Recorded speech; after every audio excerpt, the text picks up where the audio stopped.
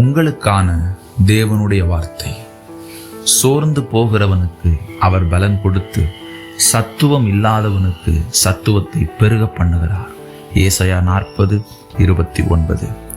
பிரியமானவர்களே, சோர்வுக்கு நாம் இடம் கொடுக்கும் போது நம்முடைய சரீரத்தில் பலவீனம் வருகிறது. நம்முடைய திட்டங்களை செயல்படுத்த முடியாமல் அவைகளில் நாம் தடுமாற்றம் அடைகிறோம். எல்லாவற்றுக்கும் மேலாக சோர்வு நம்முடைய எதிர்கால நம்பிக்கையை முற்றிலுமாக அழித்து விடுகிறது. இனி அவ்வளவுதான் என்கிற ஒரு மனநிலைக்கு நம்மை சோர்வு தள்ளிவிடுகிறது.